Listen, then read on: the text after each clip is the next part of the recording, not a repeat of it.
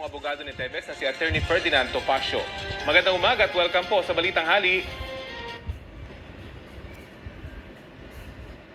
Attorney? Magandang umaga, kasama namin. Ayun, oho. Lahat ng lugar na yung katawan. Opo, personal niyo po bang nakausap ang inyong kliyente sa Timor-Leste matapos yung kanyang pagkakaaresto? Opo, nakakausap ko naman po, lalo na yung kanyang legal team.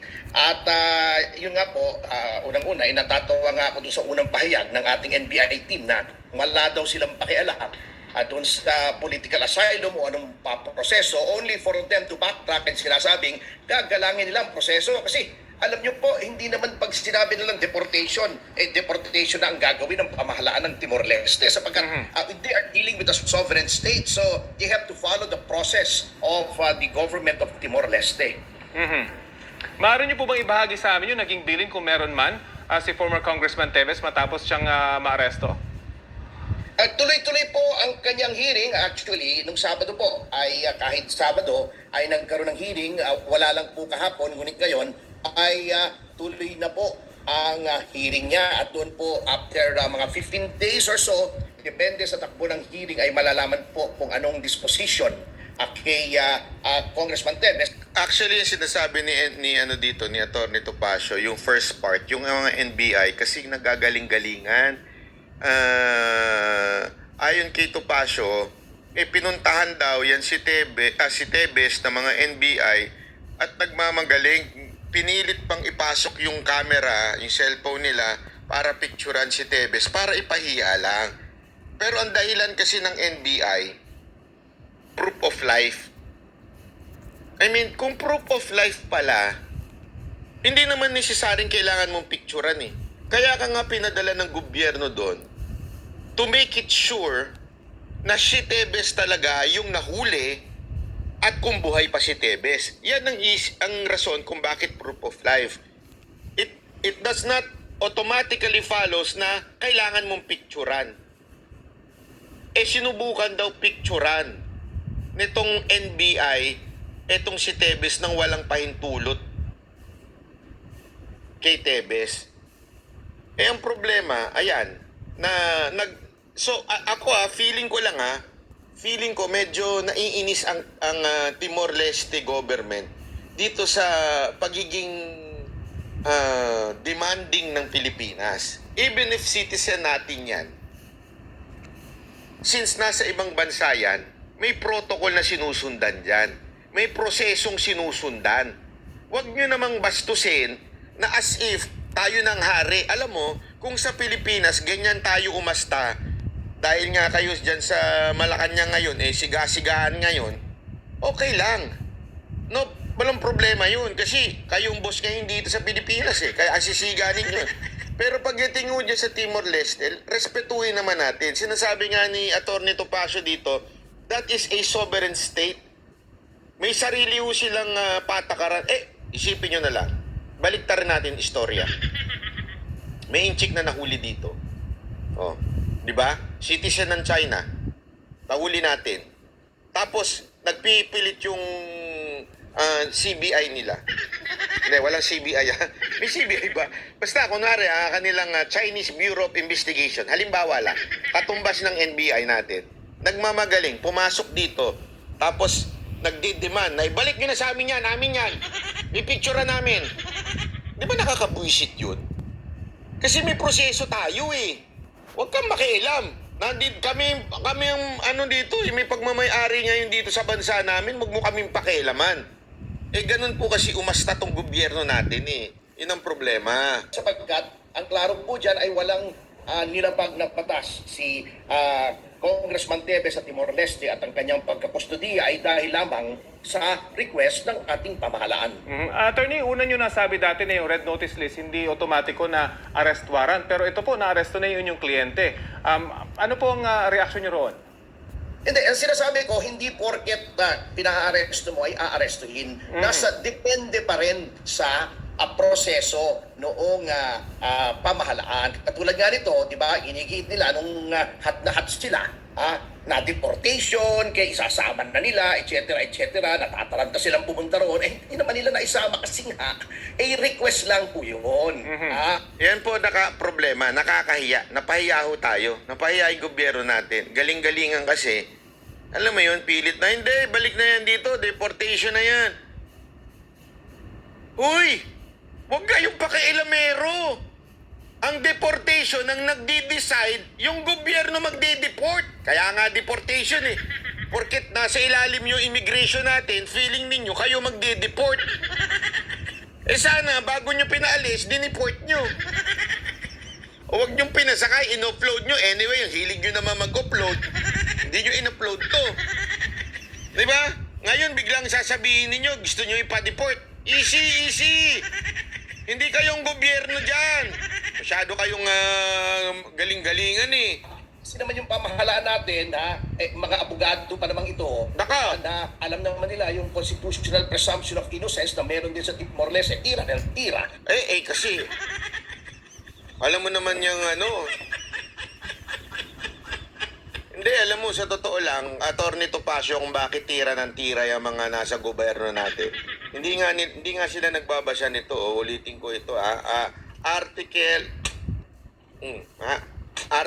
3, Section 40, number 1. Kabisado na ng Banateros to eh.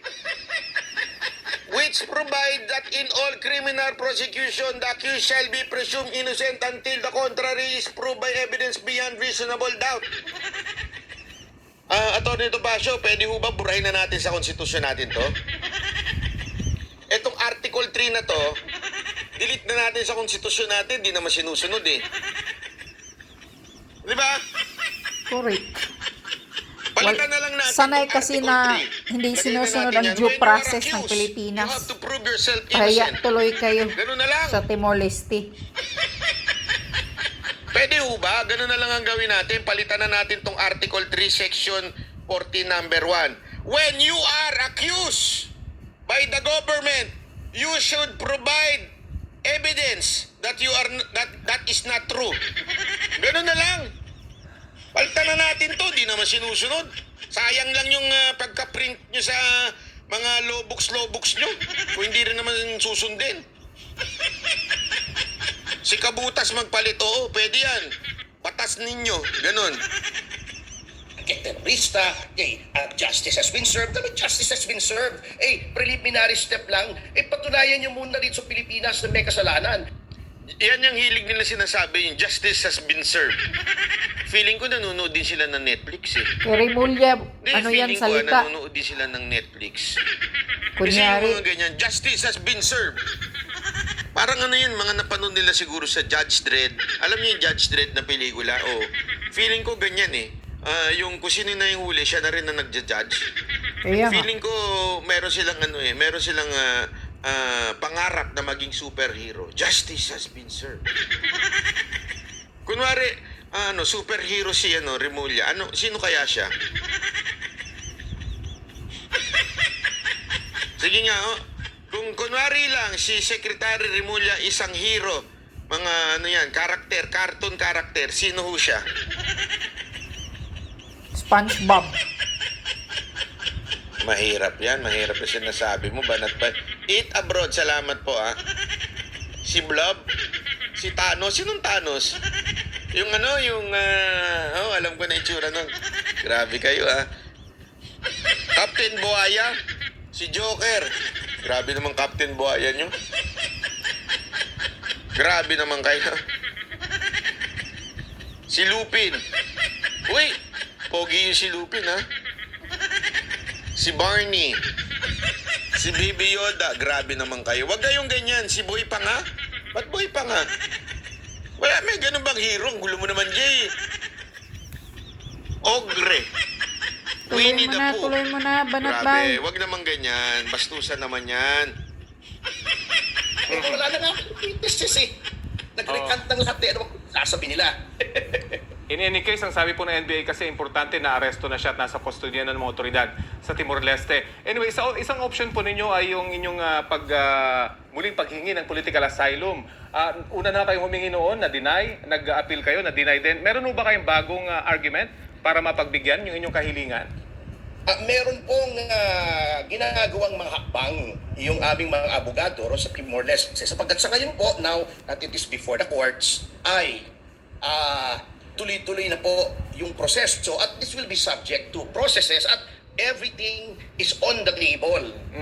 Whether pag-grant ng political asylum o safe refuge o yung hinihiling ng ating gobyerno na ma-repatriate, everything is on the table. Okay. Kaya nga sinasabi ko, ay huwag nilang ituring na achievement to kasi talagang proseso yan, Interpol yan, kahit alimangong bato, kayang paaresto ang sino man sa Timor-Leste na miyembro ng ng Interpol. So parang it's a big deal for them, may proseso pa rin po yan.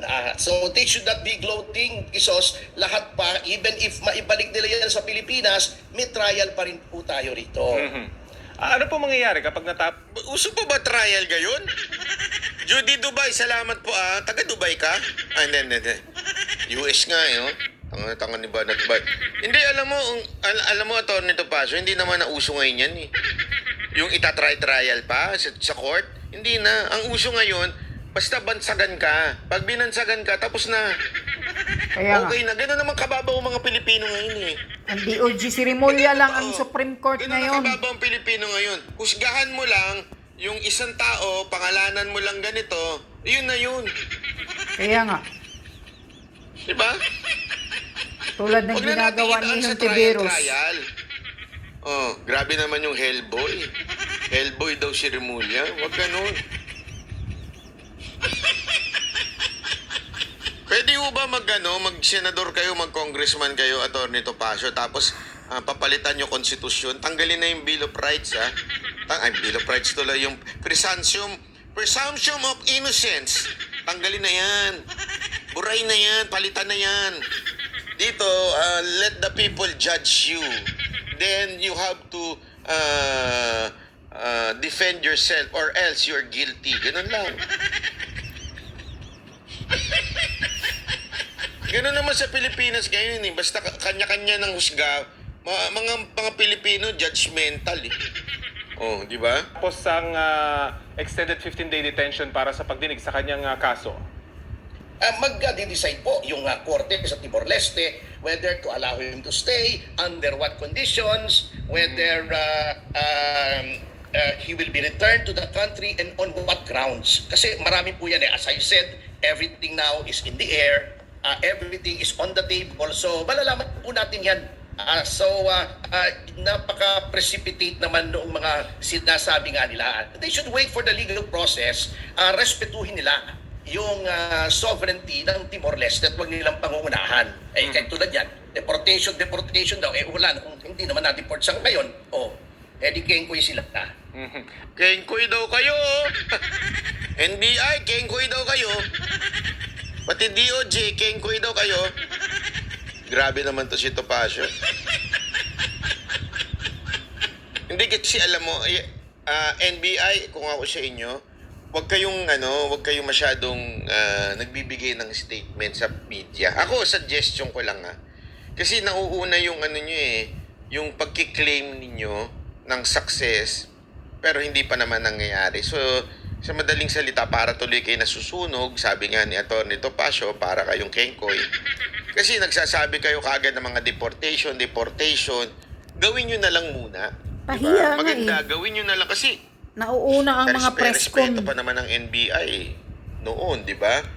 Ngayon, sana ganun din. Kaya lang, kung ganyan ang magiging patakaran ninyo, na nauuna yung pagsasalita, pagdadaldal, bago yung due process na dapat gawin ninyo. Katulad niyan, sasabihin nyo, ipapadeport, kukunin ninyo, tapos ganyan-ganyan, tapos biglang napahiya kayo. Di ba? Correct. Nahihiya nung bayan natin yan Parang ang Pahiya. dating sa gobyerno natin, wala ba kayong mga alam? Hindi kasi yan yung sinasabi Haras-haras niya, kasi Tony ang Topacio, ugali ng mga abogado Pinoy pa man din kayo. Pasikat. Diba? Karamihan ng NBI, lalo na Kaya, sigurado yung mga pahiya dire-director tuloy dyan. kayo. Abogado yan. Pero hindi nyo alam yung patakaran, ang gulo-gulo nyo. Hindi pumayag ang Yun yung Timor-Leste. sinasabi ng ating Government. butihing attorney Topacio. Nakapanayam din po natin dito sa nitong Biyernes sa Balitang Hali ang byuda ni Governor Ruel Digamo na si Pamplona Mayor Janice Digamo. Sabi niyo, and I quote, "I think it would be enough for us to be able to see him in jail." Ano po masasabi niyo rito? Kasi nga, hindi naman sila out for justice. Hindi sila interesado kung guilty nga or innocent. Gusto lang nila, for political reasons, makulong si Representative Tevez. Tama yung sinabi ni Topacio dito kasi sinasabi daw nito ni si Off-Shoulder, si Mayor Off-Shoulder. Sabi niya, masaya na kami na nakulong, ganyan-ganyan. Alam mo, tama si Atty. Topacio Sinasabi niya na hindi naman talaga sila for justice kay Digamo yung kay Governor Digamo.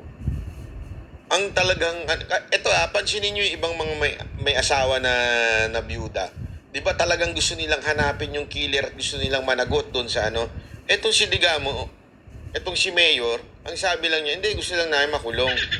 Di ba kung ikaw yung namatayan ka ng asawa, di ba talagang gusto mo siguro pinakamatindi na parusa gawin dun sa pumatay sa asawa mo. Dito hindi, happy na kami na makulong. Ganon. Siyempre, masaya na siya. So, ibig pong sabihin nun, sinasabi mo lang, ang gusto mo lang, mawala lang sila Tevez. Parang, sige, basta, makulong na yan, okay na sa amin yan. Sirain lang talaga ang reputasyon ng Parang mga ang dating TVs. nun, basta wala na kaming kalaban sa politika, amin na lahat yung Yun nga, mga yun ang sugalan purpose. dito. Okay na sa amin yun, ganon? Ganon po ba ibig nyo sabihin, Madam Mayor?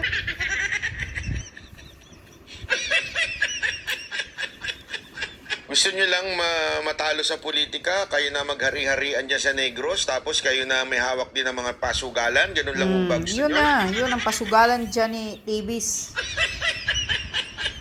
O gusto nyo talagang magdusa? Maparusahan? Ano ba talaga? Gulo-gulo Mapahiya. Bakit ayaw nilang galangin ang proseso? Hindi naman sila ang hukuman Tingnan natin kasi, kasamang Rafi, I've been in this situation so many times before. Kay Pangulong Erap, yung tax case. Yung kay Jimmy Paule, sa fertilizer funds scam, kay Pangulong Arroyo. In the end, di ba, na-absuelto silang lahat. So, it's premature nga ang sinasabi ko. Ngayon, kung gusto lang nilang makita sa jail, kaligayahan na nila yon, wag na nating basagin ang trip. Kung yun lang ang kaya nilang gawin, hayaan. Sana pala nagpicture na lang si... Kung gusto lang pala nila makita na sa loob ng jail, nagpicture na lang si Tevez. Tapos na. Opo, sabi niyo nga po, everything is on the table. Grabe naman sabi nito ni James Advincula. Baka may third party kaya okay sa kanya o baka... Ay, grabe. Wag naman ganun, James. James Advincula. Binabasa ko lang yung sinabi nitong James Advincula. Sabi niya baka may third party. O baka daw siyang wag naman Anyway, ganun. pahiya sila. Pahiya ang gobyerno ng Hindi ako Pilipinas naniniwala sa dyan. Timor-Leste. Pero sa bagay, paano Mga ba haras-haras nagmumove on kasi ng kayo, isang, hindi nyo sinusunod ang single due lang? process. Pahiya kayo, hindi nyo nabitbit si TVs. Kala siguro nila, sila na ang Naghahanap masusunod na kay Pilipino si Shock TVs. absorber. Tandaan nyo, nasa Timor-Leste si TVs, wala sa Pilipinas. Pahiya Totoo kayo. naman, kayo ba pag kunwari iniwan kayo ng jowa? Kunwari lang Ay, naman nako. iniwan kayo ng jowa nyo. Ganyan ang Pilipinas. Ano gagawin ninyo? Magpapaka-single kayo forever? Gagaya kayo kay Banat Pai? O magjojowa din kayo para mapalitan na? Para makapag-move on